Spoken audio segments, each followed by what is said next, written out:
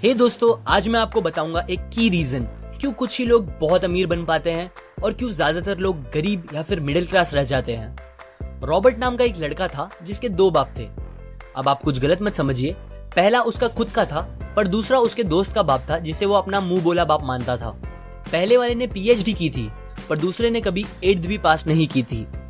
दोनों बहुत ही स्मार्ट और हार्डवर्किंग थे पर दोनों की सोच बहुत ही अलग थी और दोनों रॉबर्ट को अलग अलग बातें सिखाते थे। पहला बाप बोलता था कि पैसा सारे फसाद की जड़ है, पर दूसरा बोलता था कि पैसा ना होना सारे फसाद की जड़ है। पहला रॉबर्ट को हमेशा महंगी चीजों के बारे में सोचने से मना करता था और कहता था कि वो हमारी हैसियत के बाहर है।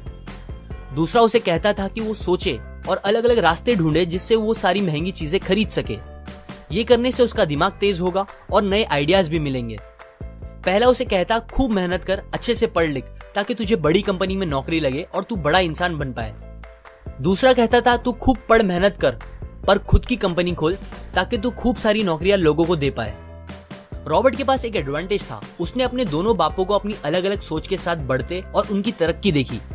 उसने अपना दिमाग लगाया और अपने दूसरे बाप की बातें मानी और फॉलो की, जो कि बाद में मायामी फ्लोरिडा का सबसे अमीर इंसान बना और उसकी सिखाई बातों से उसने खुद करोड़ों कमाए, जबकि उसका पहला बाप जिंदगी भर गरीब रह गया। सबसे इंपॉर्टेंट बातों में से एक बात जो रॉबर्ट ने अपने अमीर बाप से सीखी वो थी फाइनेंशियल लिटरेसी, जिसका मतलब है एसेट्स और लायबिलिटीज के बीच का डिफरेंस जानना। अब आप गौर से सुनिए, ये नॉर्मल कॉमर्स में सिखाए गए मीनिंग से थोड़ा अलग है। रॉबर्ट ने काफी इजी शब्दों में उसका मीनिंग बताया है, जो कि कुछ ऐसा है। एसेट्स कोई भी वो चीज होती है जो आपको पैसे बना के दे या फिर आपके जेब में पैसे डाले, और लायबिलिटीज वो चीजें होती है जो आपके जेब से पैसे ले ले या आपके पैसे खत्म करे।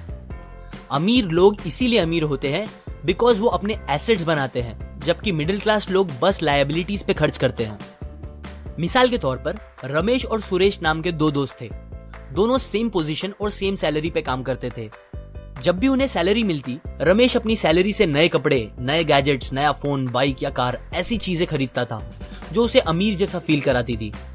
पर वो ये नहीं समझता था कि ये सारी चीजें लायबिलिटीज है जो उसके पैसे उससे ले रही है, ना कि बस जब वो उन्हें खरीदता है तब, बल्कि आगे भी मेंटेनेंस वगैरह के लिए, जिसकी वैल्यू वक्त के साथ कम हो जाएगी और ना ही वो उससे आगे कुछ पैसों का प्रॉफिट देगी।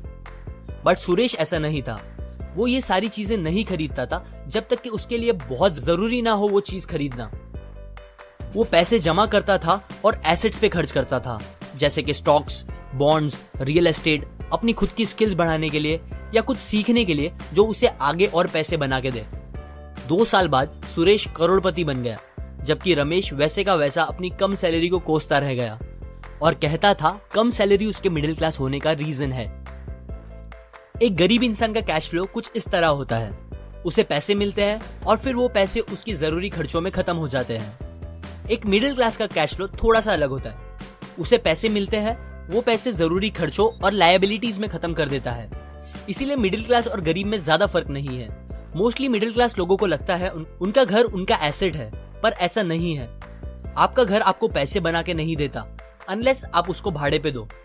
जबकि अमीर लोगों का कैश फ्लो ऐसा होता है, उन्हें पैसे मिलते हैं, वो उस पैसों से अपने एसेट्स बनाते हैं पहले और फिर उससे बने पैसों से खर्चा करते हैं। इसीलिए वो अमीर होते जाते हैं क्योंकि उनके इनकम के सोर्स बढ़ते जाते हैं।